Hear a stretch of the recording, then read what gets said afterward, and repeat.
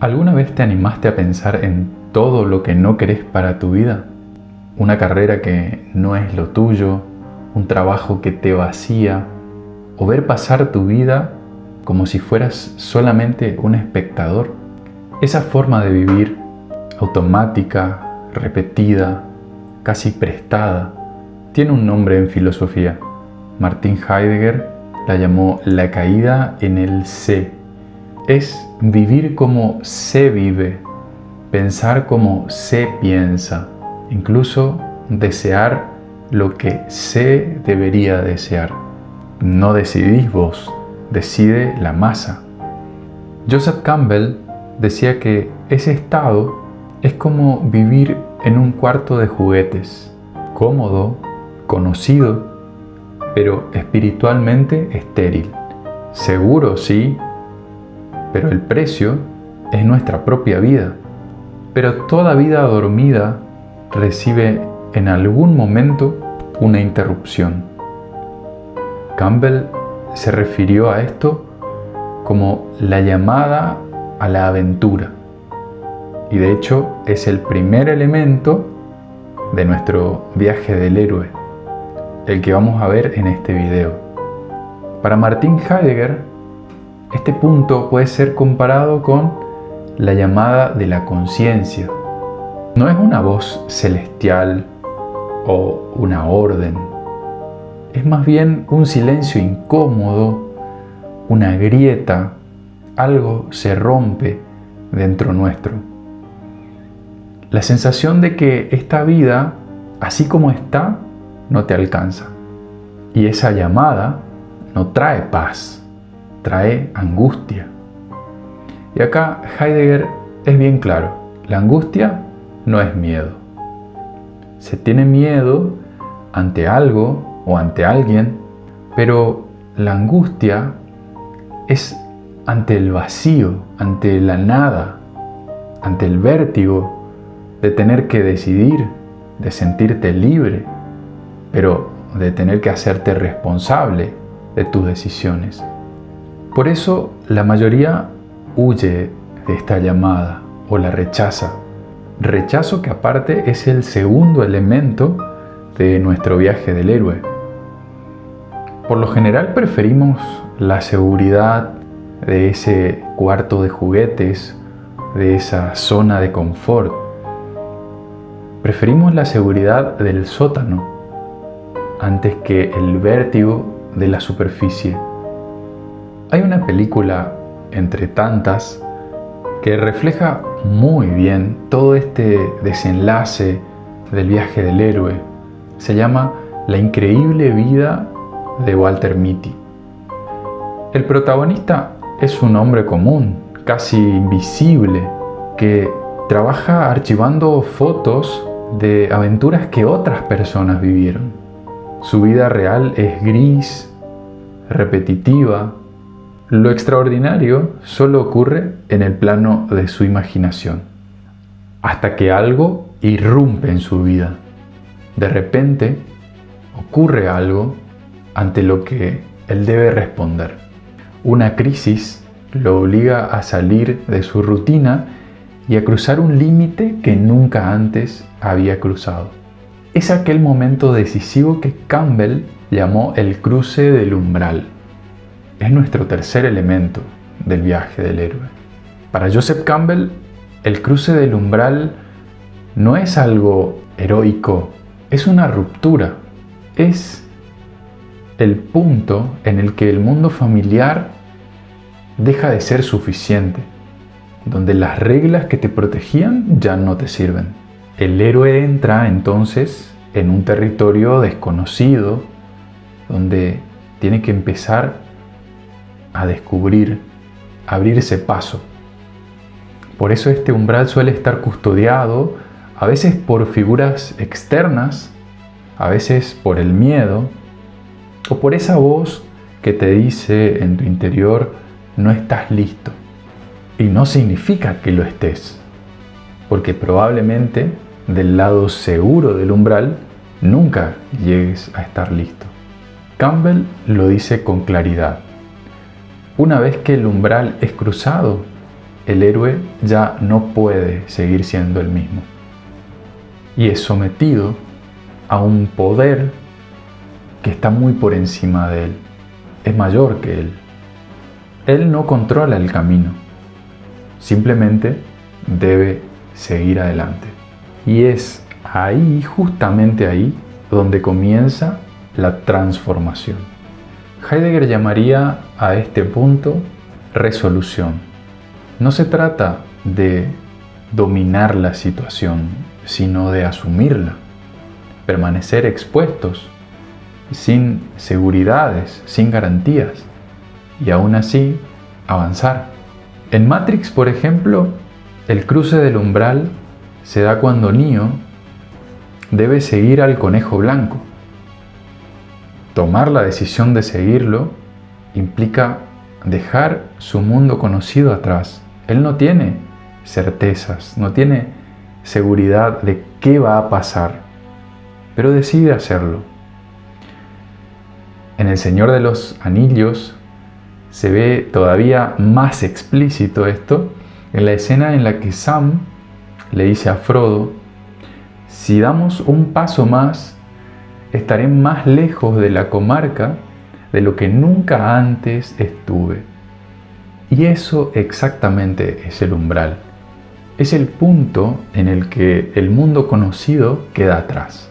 No porque sea derrotado, sino porque deja de ser suficiente. A partir de ahí ya no se puede volver siendo el mismo. En La increíble vida de Walter Mitty, cuando el personaje principal cruza el umbral, no se vuelve automáticamente un héroe invencible o deja de tener miedos, pero su vida empieza a responderle de una manera distinta. Lo que antes era fantasía, ahora es experiencia.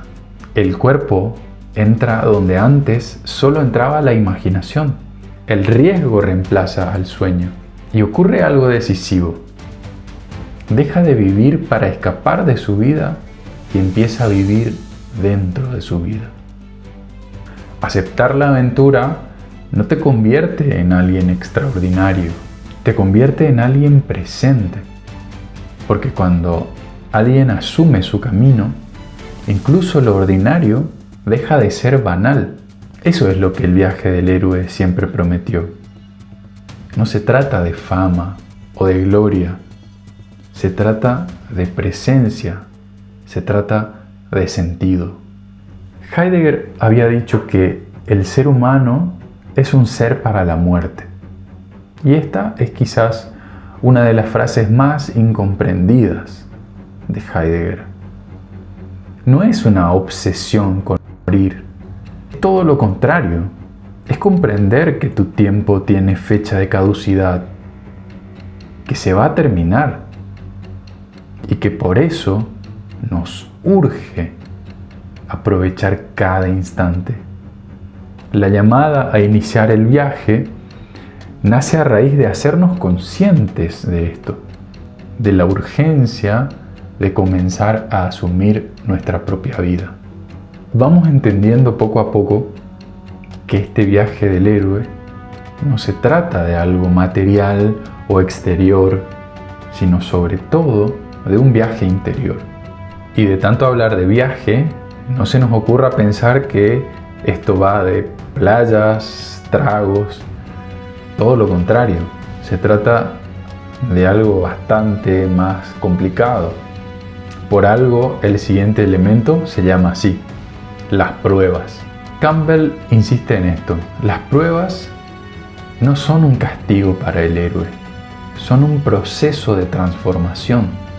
En casi todos los mitos, leyendas, películas, el héroe se enfrenta con dragones, monstruos, tiranos. Pero no es que el mundo esté lleno de bestias, significa que este viaje interior, estas pruebas, encuentran una resistencia. El dragón representa el miedo al caos, lo que no controlamos. El tirano, por otro lado, es ese orden que se volvió asfixiante, que se volvió una prisión. Y el monstruo representa todas esas deformaciones que llevamos interiormente y que queremos ocultar con una máscara, pero que tratan de salir a la superficie. En la vida real, estos enemigos no llevan armaduras. El dragón puede ser un bloqueo emocional, ese miedo que aparece cada vez que estás a punto de dar un paso propio. No miedo a perder algo externo, miedo a perder la imagen que estabas tratando de sostener. El tirano muchas veces tiene rostro familiar. Puede ser un padre o una madre que enseñaron a obedecer antes que a elegir.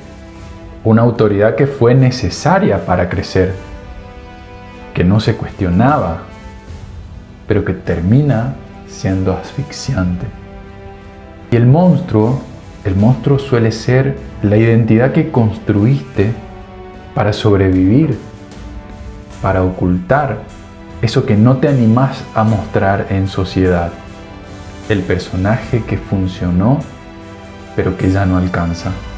Por eso enfrentarlos duele mucho.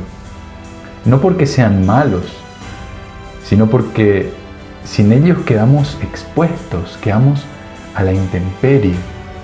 Por eso Campbell no exagera cuando dice que el héroe arriesga la vida. Lo que está en juego no es el cuerpo, es nuestra forma de existir. Y no todos están dispuestos a pagar ese precio. Las pruebas existen para eso, no para destruir al héroe, sino para desarmar al personaje que ya no puede seguir viviendo.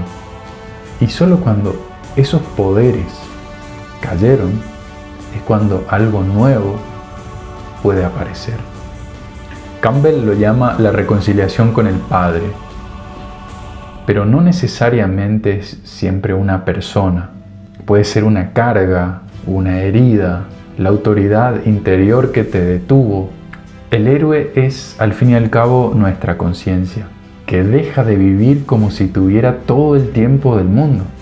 No importa si ganó la batalla, si venció a ese dragón, sino que se enfrentó a estos monstruos y ahora lo que posee es un cambio de perspectiva. No se transformó el mundo, el héroe ya no es el mismo. La revelación, la quinta esencia de la vida, no se trata de algo espectacular y excéntrico, se trata de presencia, de estar conscientes, de atención, de estar verdaderamente ahí. Eso es autenticidad. Campbell dice que el verdadero héroe siempre regresa y es el último elemento de nuestro viaje del héroe. Pero regresa no para imponerse sobre los demás, sino para reintegrarse en ese mundo del que salió, pero ahora sin máscaras. Heidegger diría habitar la existencia como propia. Y ahí está el núcleo de todo esto.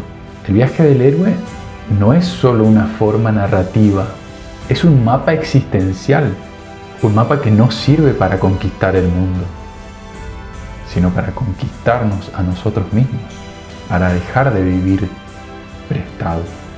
Tal vez hoy no hay, como en esos mitos, dioses que irrumpan y hagan ese llamado, o ritos de iniciación, como en tantas fábulas e historias de ciencia ficción, pero la llamada sigue estando ahí. El silencio incómodo, esa grieta y esa vida que pide ser asumida. Solo hay que dar el primer paso y cruzar el umbral.